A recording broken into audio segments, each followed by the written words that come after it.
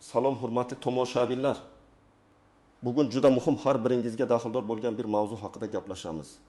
E'tiboringizni jamlang, chunki bugungi ma'lumot sizning mulkingiz, oilangizning moliyaviy barqarorligi va kelajagi uchun hal qiluvchi ahamiyatga ega bo'lishi mumkin. So'zimiz tayyorlaning. Bugungi kunda mulk egaligi ro'yxatga olish, hujjatlashtirish bilan bog'liq qonunchilikda jiddiy o'zgarishlar yuz bermoqda va ko'pchilik bu haqida yetarli ma'lumotga ega emas. Agar siz uy-joy egasi bo'lsangiz, uni sotib olishni rejalashtirayotgan bo'lsangiz yoki oddiygina o'z mulkingiz kelajagi haqida qayg'urayotgan bo'lsangiz, ushbu video aynan siz uchun. Xato qilmaslik, ortiqcha xarajatlarga duch kelmaslik va eng asosiysi, qonuniy muammolarga duch kelmaslik uchun tayyor turishingiz shart.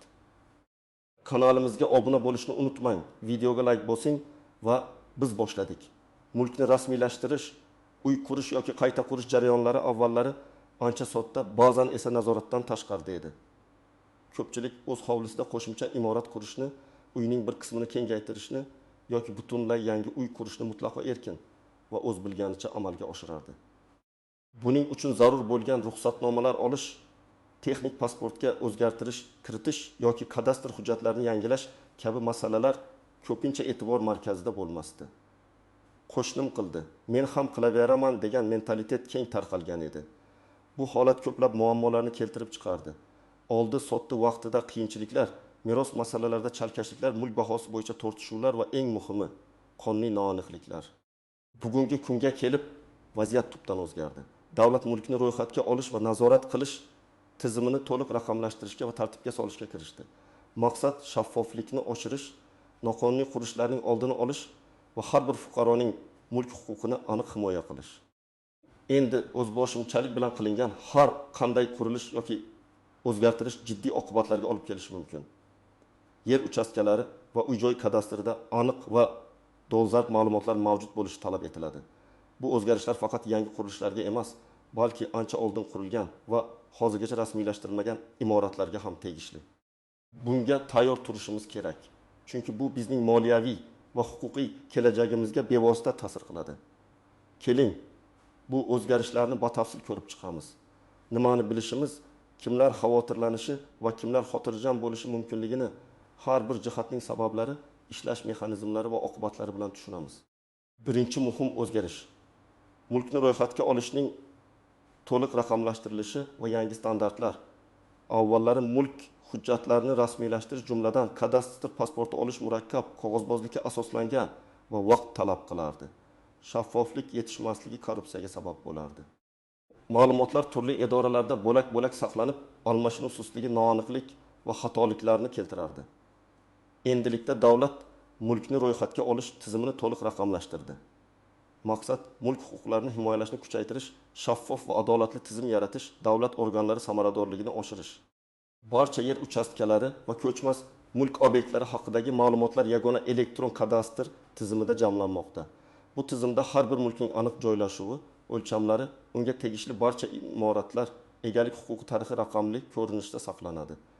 Ma'lumotlar banklar, notariuslar, soliq idoralari o'rtasida tezkor almashinib, hamma joyda bir xil, aniq va dolzarb bo'lishi shart. Kimlar xavotirlanishi kerak? Eng avvalo, o'z mulkini to'liq rasmiylashtirmagan yoki eski hujjatlar bilan yashovchi shaxslar.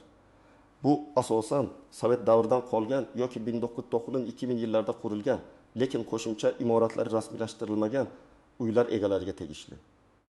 Masalan, uyingiz yoniga oshxona, sanuzel, garaj qurdirgansiz, lekin bularni kadastr hujjatlariga kiritmagansiz.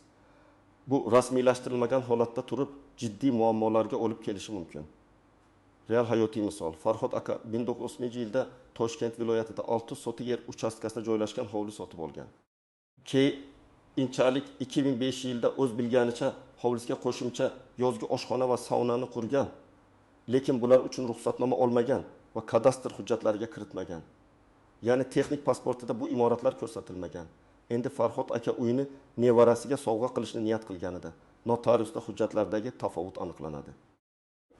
Notarius unsiga mulkni sovg'a qilishdan oldin ushbu imoratlarni qonuniylashtirishni maslahat berdi. Bu Farhod akaga qo'shimcha hujjatlarni yig'ish, ruxsatnomalar olish. Texnik pasportni qayta rasmiylashtirish uchun bir necha oy vaqt va 5 million so'mdan ortiq pul xarajatlari talab etdi.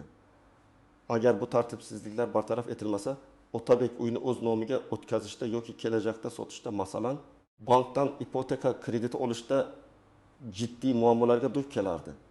Chunki bank garovga qo'yiladigan mulkning barcha jihatlari qonuniy bo'lishini talab qiladi. Ikkinchi muhim o'zgarish mulkni baholashning yangi usullari va mulk solig'ining qayta ko'rib chiqilishi.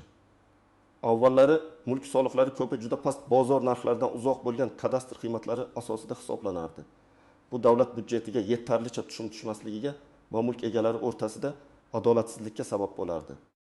Endi davlat soliq qo'mitasi va kadastr agentligi o'rtasida ma'lumot almashinuvi kuchaytirilmoqda.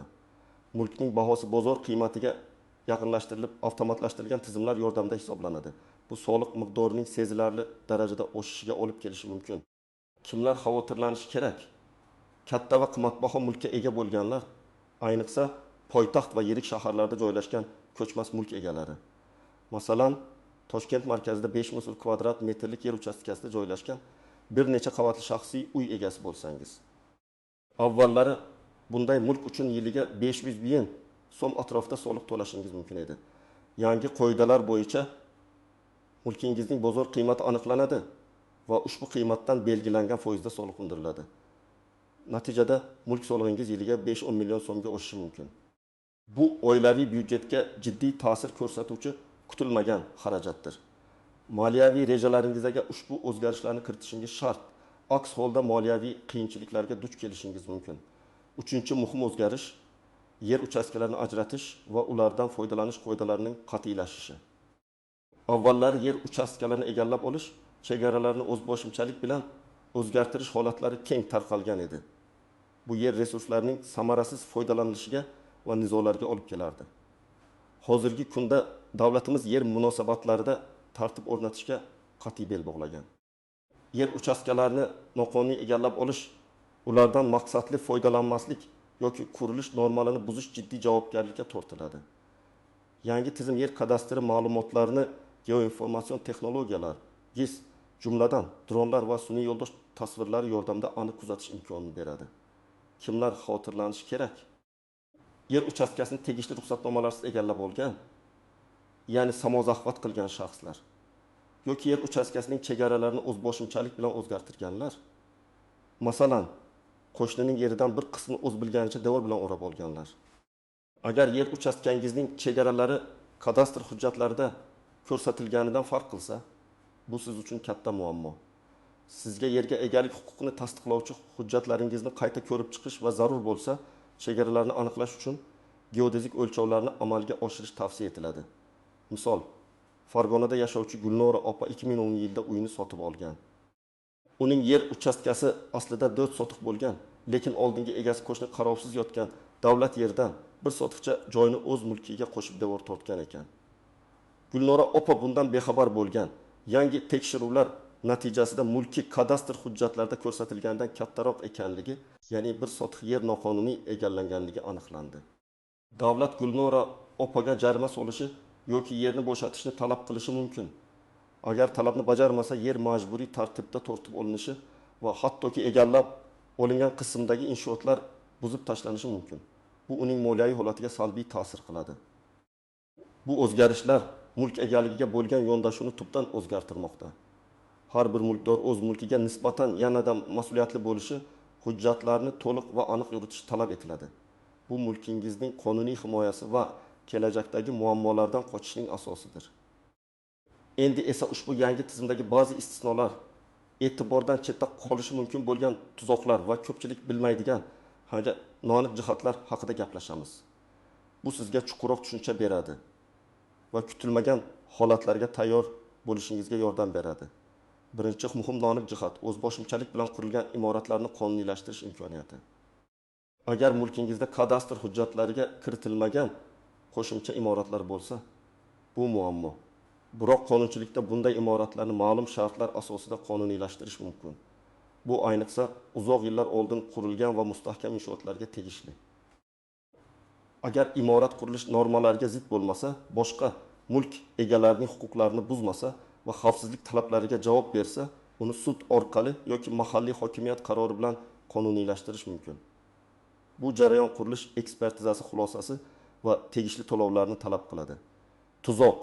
Ba'zi fuqarolar bu qonuniylashtirish imkoniyatidan foydalanib, yangi o'zboshimchalik bilan qurilishlarni amalga oshirishga urinishi mumkin. Ammo qonun aynan eski inshootlarga nisbatan yumshoqroq munosabatda bo'ladi. Yangi qurilgan o'zboshimchalik inshootlari uchun jazolar ancha qattiq, jarimalar sezilarli darajada oshirilgan va ko'pincha buzish haqida sud qarori chiqariladi. Shu sababli hoziroq qurib olaman, keyin qonuniylashtiraman degan yondashuv juda xavflidir. Ikkinchi noaniq jihat, mulkning qiymatini baholashda avtomatlashtirilgan tizimlar va uning oqibatlari. Mulk solig'i hisoblashda mulkning bozor qiymatiga yaqin baholanishi endi asosan avtomatlashtirilgan tizimlar orqali amalga oshiriladi. Bu mulkning joylashuvi, maydoni, qavati qurilgan yili kabi obyektiv mezonlar asosida tizim o'z-o'zidan baho beradi. Bu inson omilini kamaytiradi. Tuzoq, ba'zida avtomatlashtirilgan baholash mulkning o'ziga xos xususiyatlarini, masalan, ta'mirtalab holati, noqulay joylashuvi to'liq inobatga olmasligi mumkin. Natijada soliqqa tortiladigan qiymati real bozor qiymatidan yuqori bo'lib chiqishi mumkin. Agar mulk bahosi adolatsiz deb hisoblasangiz, mustaqil baholovchi kompaniyani jalb qilib, xulosasini olishingiz va kadastr organlariga yoki soliq inspeksiyasiga e'tiroz bildirish huquqiga egasiz. Uchinchi noaniq jihat, yer uchastkasi chegaralaridagi kichik tafovutlar. Kadastr hujjatlaringizda yer uchastkangiz 65 kvadrat metr deb ko'rsatilgan. Ammo yangi o'lchovlar natijasida u 65 yoki 295 kvadrat metr bo'lib chiqdi. Kichik tafovutlar odatda jiddiy muammolarga olib kelmaydi. Chunki kadastr tizimi ma'lum bir foiz doirasidagi xatoliklarga yo'l qo'yishi mumkin.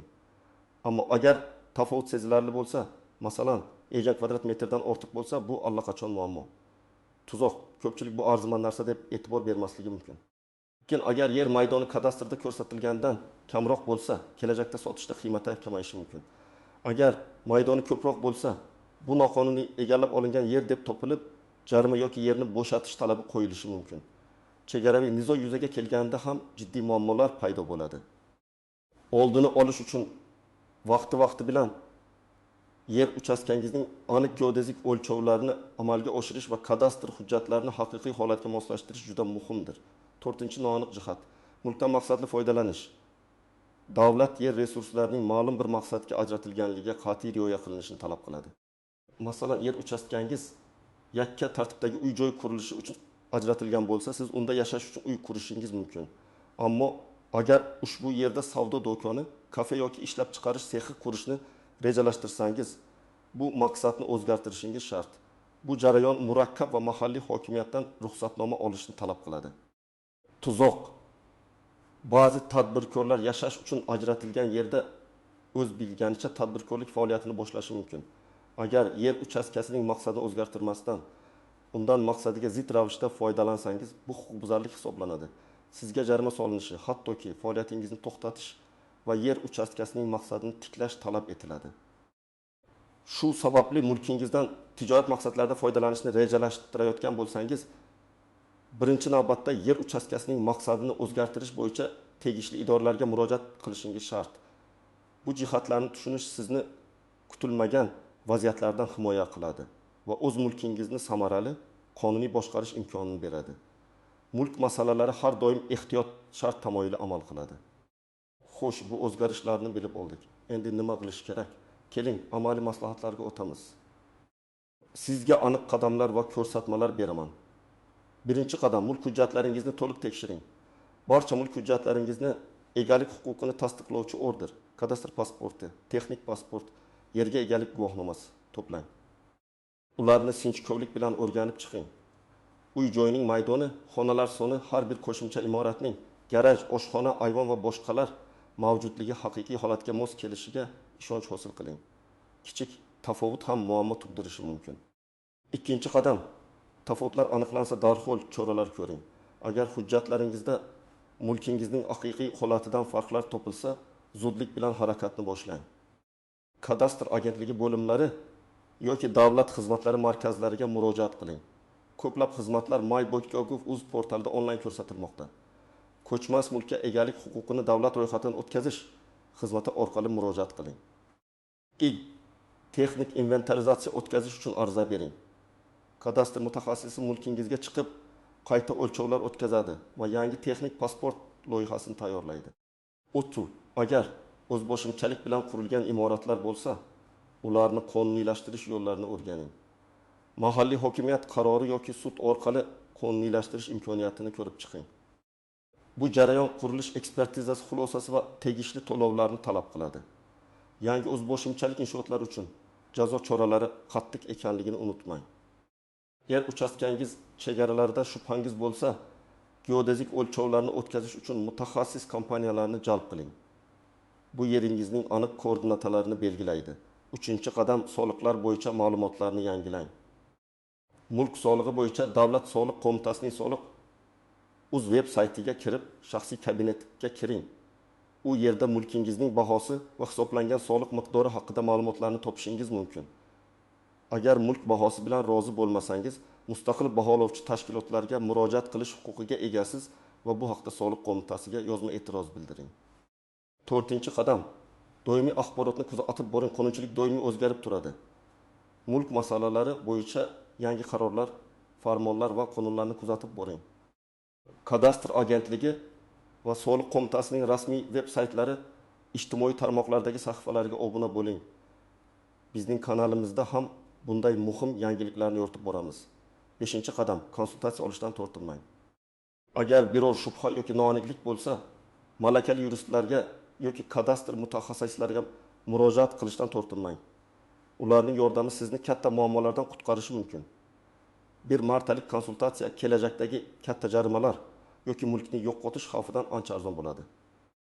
Bu amaliy qadamlar mulkingizni tartibga solish, uni qonuniy himoya qilish va kelajakdagi moliyaviy hamda huquqiy muammolardan xalos bo'lishingizga yordam beradi. Mulkingiz bu sizning kelajagingiz poydevori. Xulosa qilib aytganda, aziz do'stlar, tayyorlaning degan chaqiriq shunchaki bir so'z emas, balki mulk egaligiga nisbatan mas'uliyatni oshirishga qaratilgan jiddiy chorlovdir. Mulkni ro'yxatga olishdagi raqamlashtirish, soliqqa tortishdagi yangi yondashuvlar va yer resurslaridan foydalanishdagi qat'iy nazorat, bularning barchasi kelajakdagi barqarorligimizni ta'minlashga xizmat qiladi. Sizdan talab qilinadigan narsa bu axborotli bo'lish, o'z mulkingizga e'tiborli bo'lish va zarur choralarni o'z vaqtida ko'rishdir. Bugungi e'tiborsizlik ertaga katta muammolarga olib kelishi mumkin. Shu sababli kechikmay harakat qiling.